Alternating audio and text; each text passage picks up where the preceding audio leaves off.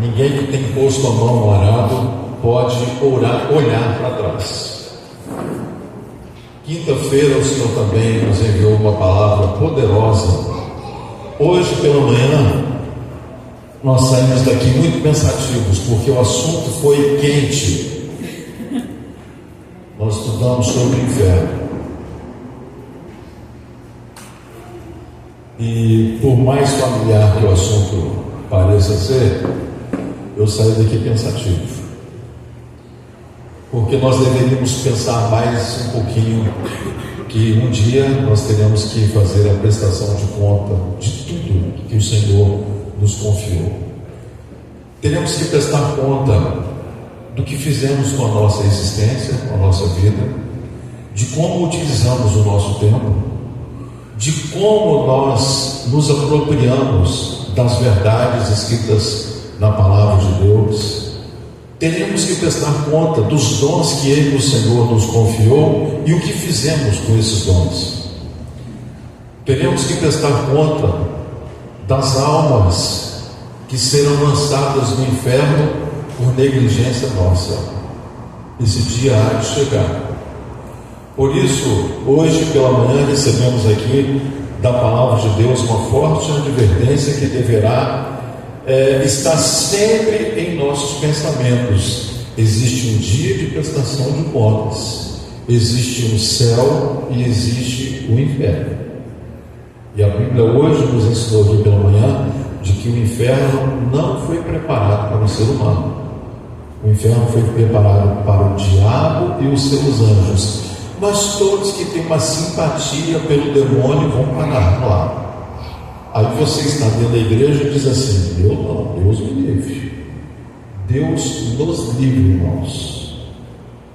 Porque enquanto nós estivermos com o nosso coração cheio da rapina do Egito, e essa rapina não for colocada para fora, nós devemos nos preocupar. Cássia não havia nem combinado comigo do que ela ia abrir, mas nós estamos no mesmo espírito para aquilo que o Senhor enviou a sua palavra nessa noite. Por isso eu convido você para que abra a sua Bíblia na primeira carta aos Tessalonicenses. Nós vamos ler o capítulo 5 e o versículo 6. Como o texto é pequeno, nós vamos ler a partir do versículo 1. Hoje nós temos aí o prejuízo de ausência de muitos irmãos por conta da chuva, mas louvado seja Deus pela chuva que cai, para a gente poder desfrutar desse tempo aprazível aqui, louvando ao Senhor. Obrigado, pastor.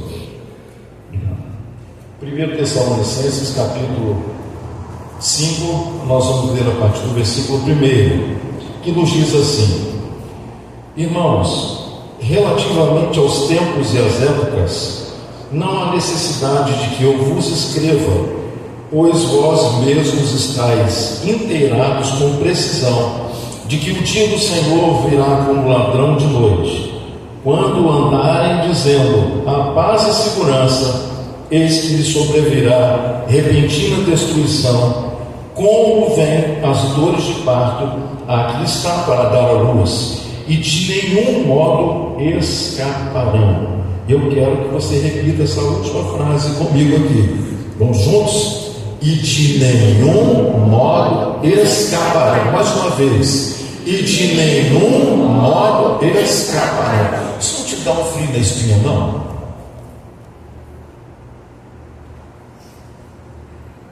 Aquele que tudo vê, tudo sonda, tudo conhece,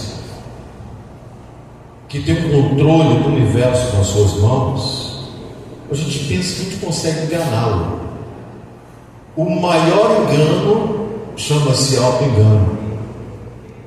A gente acha que a gente vai escapar, contanto que sejamos simpáticos a Deus e as suas coisas. Não vai funcionar assim. Continua lendo comigo aí, verso 4. Mas vós, irmãos, não estáis em trevas, para que esse dia como ladrão vos apanhe de surpresa, porquanto vós todos sois filhos da luz e filhos do dia. Nós não somos da noite, nem das trevas. Assim, pois, não durmamos como os demais, pelo contrário, vigiemos e sejamos só. Vamos ler juntos esse último texto. Assim, pois, não durmamos como os demais, pelo contrário, vigiemos e sejamos sóbrios.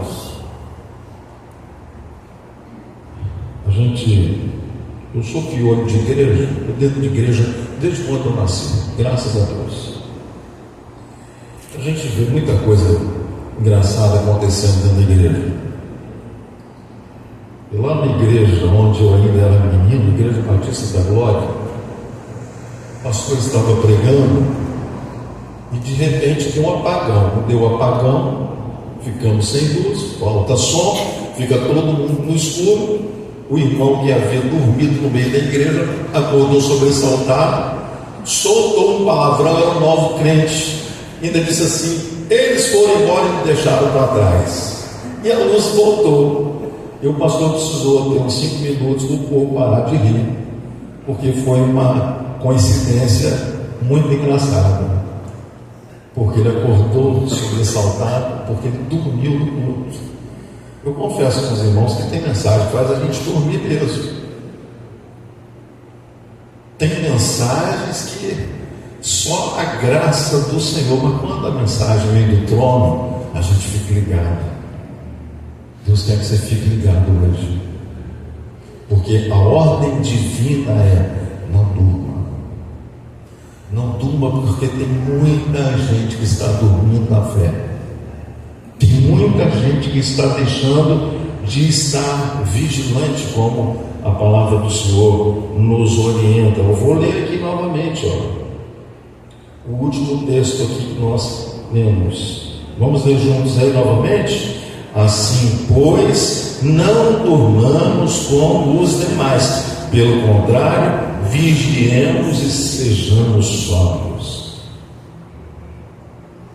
Eu sei, irmãos, olha só, culto de quinta-feira é um culto que nós fazemos um culto de 1 hora só, porque quinta-feira já é quase o final da semana.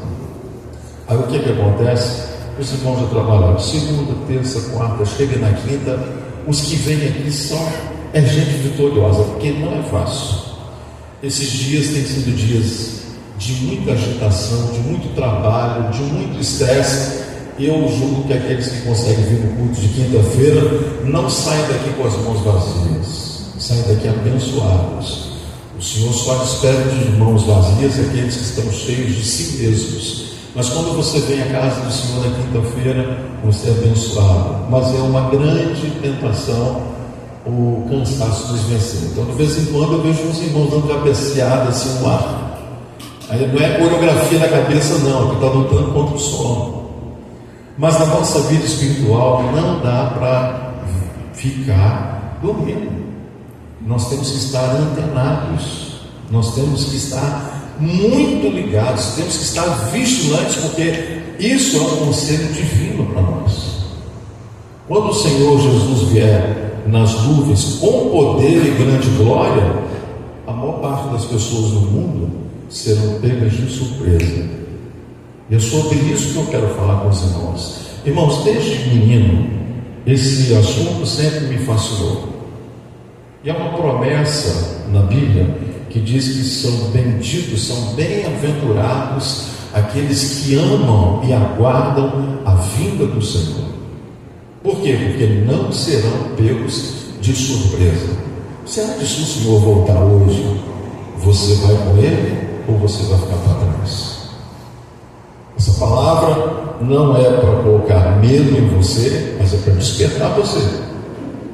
E talvez você esteja vivendo uma vida de descompromisso com Deus e com as suas coisas, com Deus e com o seu reino.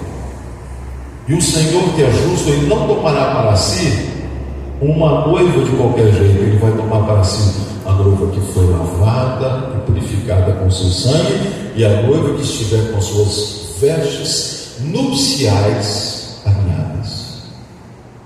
Eu cansei de falar aqui na igreja, fiz muito casamento, não tenho lembrança porque não houve nem um casamento que a noiva estivesse de qualquer maneira, ou mais ou menos. Todas as noivas são muito bonitas porque se preparam, cada uma do seu jeito, segundo as suas posses, segundo o seu bom gosto, mas toda noiva está linda no dia do seu casamento.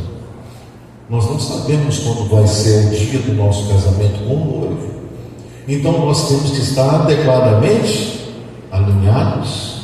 E quando eu falo alinhados, nós não estamos falando de roupa física, nós estamos falando de revestimento das coisas espirituais. O conselho do apóstolo Paulo é que nós devemos nos fortalecer no Senhor e na força do seu poder. Em outra versão diz que nós devemos nos revestir do Senhor na força do seu poder. A igreja precisa estar com as suas vestes alvas para o encontro com o Senhor. E a Bíblia diz, a última vez que Jesus foi cear com os discípulos, ele tirou a sua túnica e prostrou-se diante dos discípulos para lhes lavar os pés. Você lembra que Pedro resistiu àquilo ali, mas o Senhor falou: Pedro, se você não deixar eu te lavar os pés, você não tem parte comigo no meu reino. Aí Pedro deixou Jesus lavar os pés dele. Enquanto nós estivermos aqui nesse mundo, com os pés nessa terra, nós vamos estar diariamente pecando.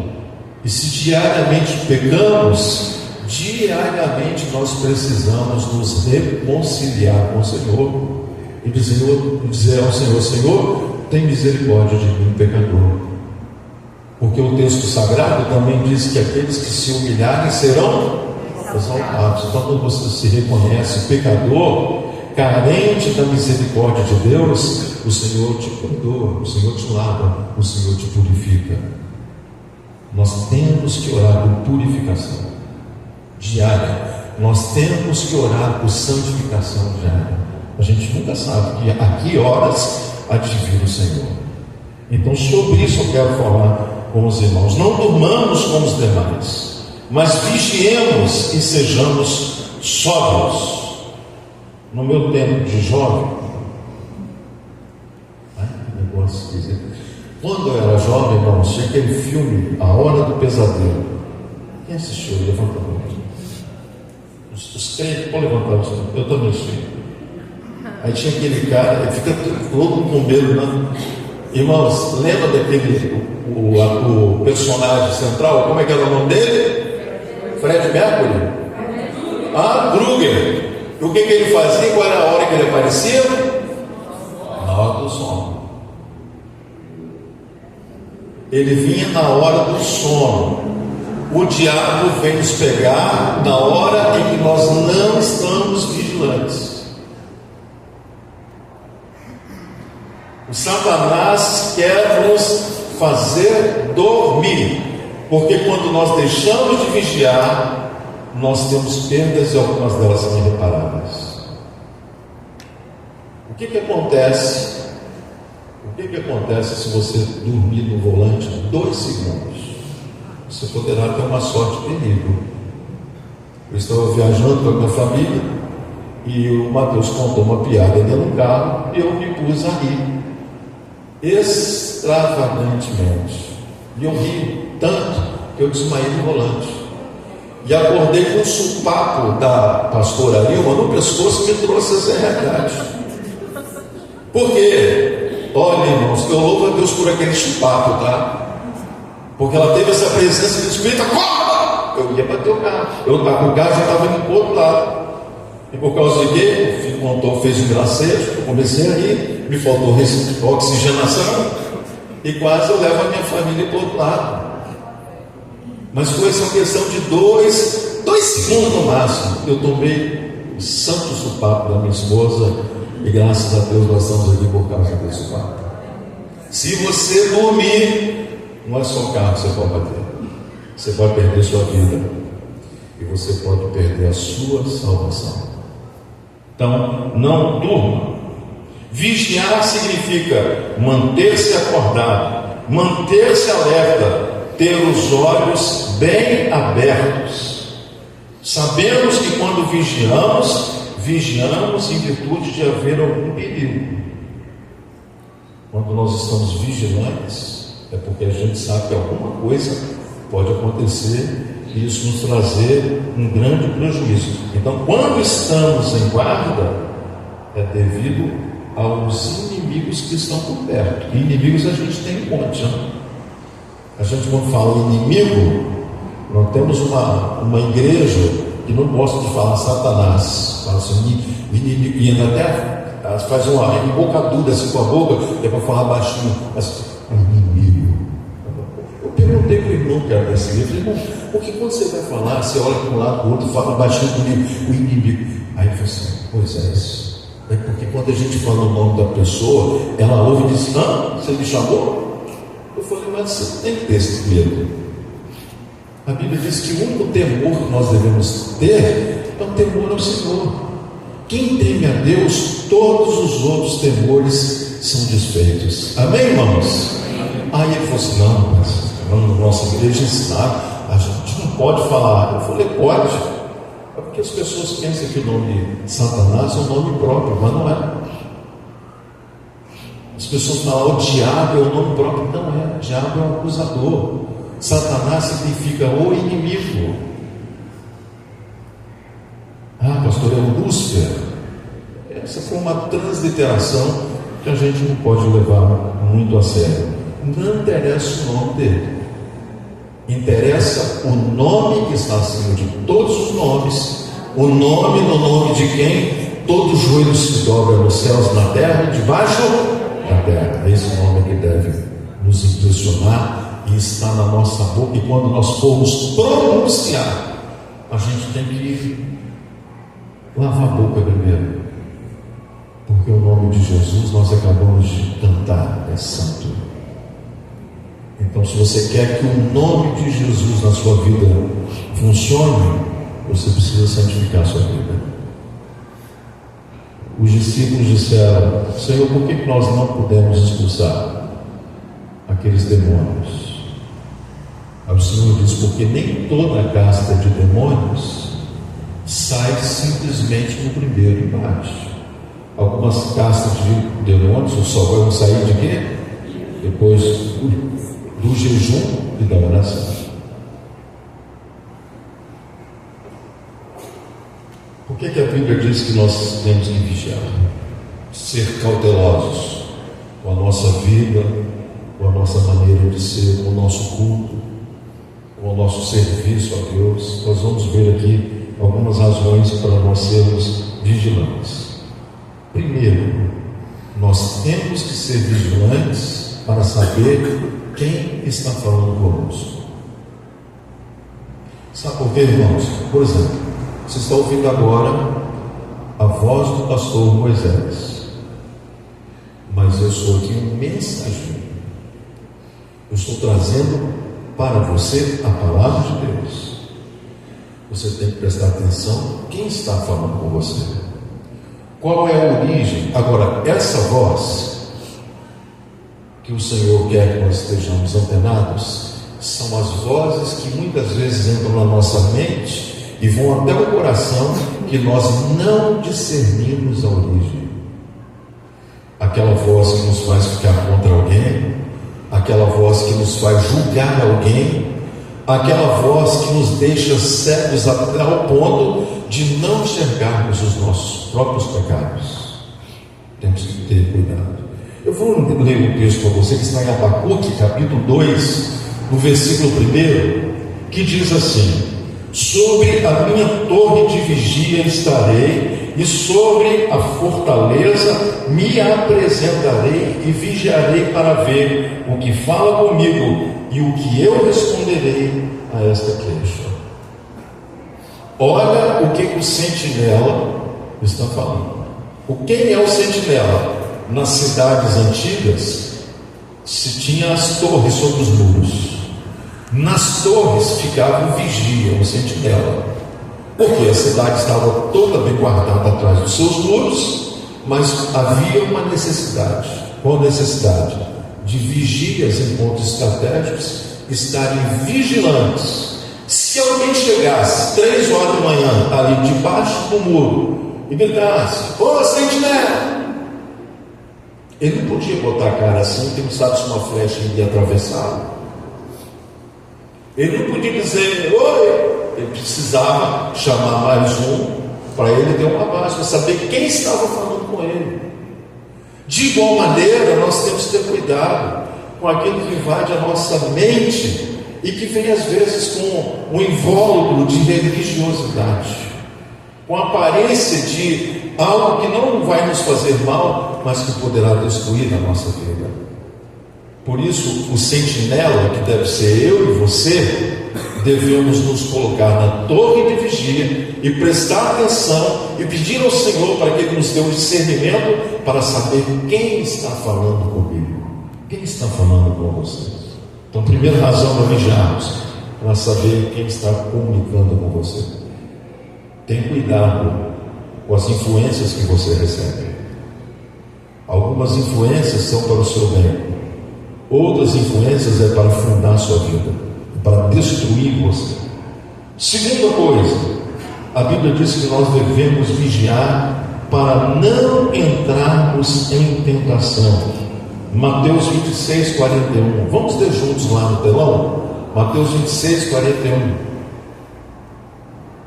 Passei lá o texto para os irmãos. Mateus 26, 41. Vamos ler juntos. Vigiai e orai para que não entreis em tentação. O espírito, na verdade, está pronto, mas a carne é fraca. Esse espírito, com E minúsculo, é você, tá? Não é o Espírito Santo. Está dizendo que você, espiritualmente, você não tem sono, mas a sua carne tem sono. E o Senhor diz assim: ó, vigiai e orai. Você já viu aquele ditado que diz assim, que tem que estar com o olho no padre e outro na missa? Quem já ouviu isso? Só pastor. Estou falando mal de ninguém não, meus irmãos. Eu me lembro que lá em casa, na hora do almoço, na hora que a gente ia orar, de vez em quando, dependendo do cardápio, eu tinha que orar assim, olhando para o irmão, outro assim, com o olho aberto e fechado, contrito em oração. Coisa de irmão, coisa de menino, né? Mas o Senhor disse que eu não posso só vigiar, eu tenho que vigiar e orar. Por quê? Se eu estou vigilante e estou orando, o que a oração faz em mim? Primeiro, a oração vai alinhar os meus pensamentos com os pensamentos de Deus. Segundo, se na hora da minha vigilância o inimigo chegar para me jogar em um laço, o Espírito Santo em mim, em você, ele vai trazer duas coisas para você. Primeiro, ele vai trazer discernimento.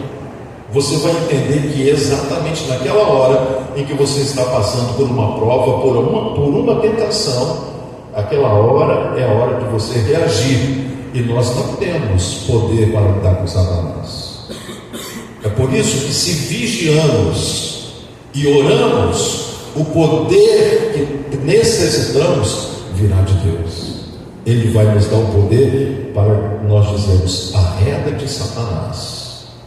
Se nós não tivermos o discernimento, a gente vai até gostar da tentação. Tentação já tem esse nome porque tentação nunca é coisa ruim. A tentação tem esse nome porque a tentação geralmente ela vem com uma embalagem lindíssima. E o diabo, ele está sempre trocando a embalagem. Os conteúdos ele não muda muito não, mas a embalagem ele conta. Tem uma coisa que eu fico irritado, irmãos, é quando eu vou numa livraria e não me dei conta, comprei um livro e eu chego em casa, aquele livro eu já tenho, que mudou a capa e eu não me dei conta disso. Então alguns autores fazem isso como estratégia de venda, mas você acaba esquecendo que você já tinha aquele conteúdo ali, só mudou a capa. Então cuidado, não compre tudo pela capa. Cuidado. Vigiai e orai para que não entreis em tentação, porque o espírito, você espiritualmente sempre está pronto, a sua carne é fraca. Então Então, a segunda razão para a gente estar vigilante é para nós não entrarmos em tentação. Terceira razão para nós estarmos vigilantes: eu preciso vigiar, presta atenção, para estar digno de não passar pela tribulação. Ninguém aqui é digno. Diante de Deus nós somos indignos. Mas através do sangue de Jesus, Ele, o Senhor, nos justificou diante do Pai. Ele disse: Pai, o João é meu. Pai, a Maria é minha.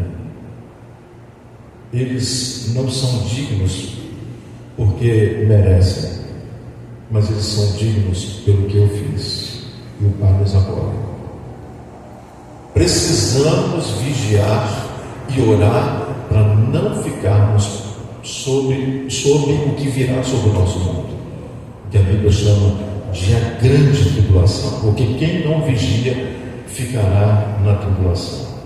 Lucas capítulo 21, versículo 36, a Bíblia diz assim: vigiai em todo o tempo e orai para que sejais havidos por dignos de escapar de todas estas coisas que vão acontecer e de estar em pé diante do Filho de Deus. Vigiai, pois, a todo tempo. Nós não podemos vacilar. Numa guerra, se você vacilar, ficar sem o capacete, você morre com um tiro na cabeça. E você sabe, irmãos, nós estamos em guerra. Você sabe que nós estamos em guerra. O apóstolo Paulo, escrevendo aos irmãos, a igreja em Éfeso, ele disse que nós estávamos em guerra, que a nossa luta não é contra a carne, nem contra o sangue, mas contra os principados, as potestades, as hostes da maldade, contra os tronos, as dominações, contra coisas que nós nem sequer imaginamos. Estamos em guerra. Esses dias eu falei para os irmãos aqui, sabe aquelas confusões que acontecem dentro de casa? Marido e mulher brigaram, vão dormir bicuda, acordam no dia seguinte, não sabe nem o que houve. Aí você pergunta: puta, mas como é que você começou essa briga? A pessoa busca na memória, não lembra. Por quê? Porque teve uma origem espiritual. Você saiu de casa segunda-feira de manhã, disposto para trabalhar, no meio da sua caminhada você começou a se sentir mal. E o que a gente faz? A gente vai empurrando a vida com a barriga, achando que isso vai resolver. Tem situações na nossa vida, meus irmãos, nós temos que parar e orar e repreender. Se nós não agirmos assim, seu casamento acaba, o seu relacionamento com os seus filhos acaba, o seu relacionamento com os seus irmãos acaba.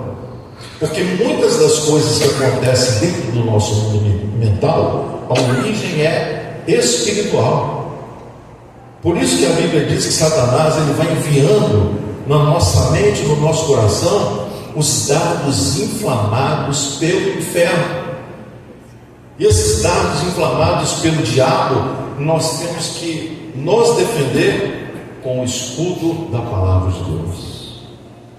Se nós não estivermos com o escudo da fé, abraçando o escudo da fé e a espada do Espírito, que é a palavra de Deus, nós desfalecemos. E muito das confusões em que nós mesmos nos metemos por falta de vigilância, facilmente são resolvidos com uma breve oração e com um quebrantamento de coração que agrada o nosso Deus. Então precisamos vigiar para não irmos para a grande tribulação. Precisamos vigiar para ver quem fala conosco, e precisamos vigiar para não sermos surpreendidos pela volta do Senhor. Porque quem não vigia vai ficar para trás.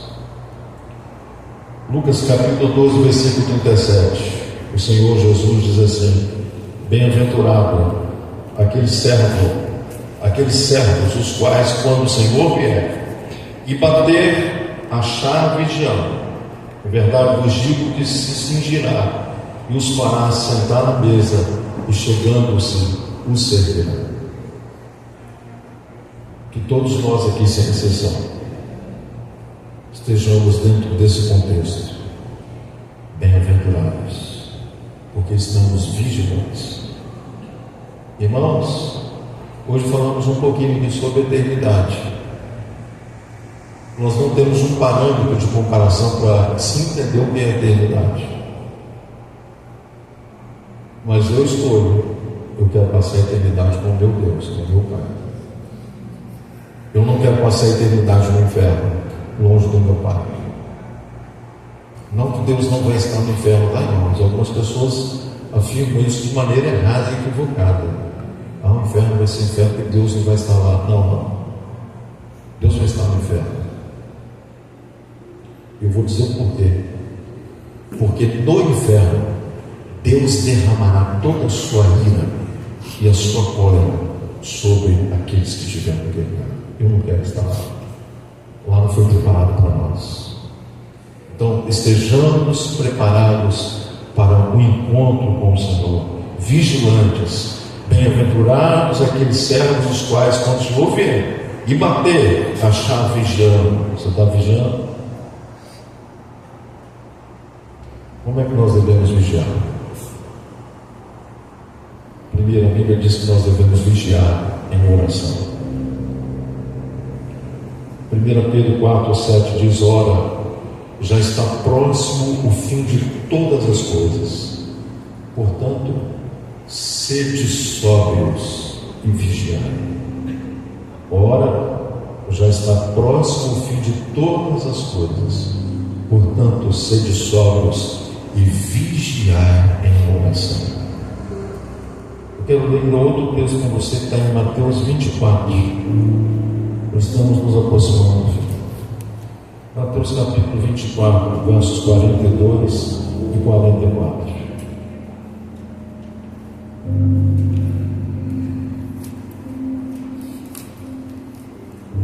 Diz assim: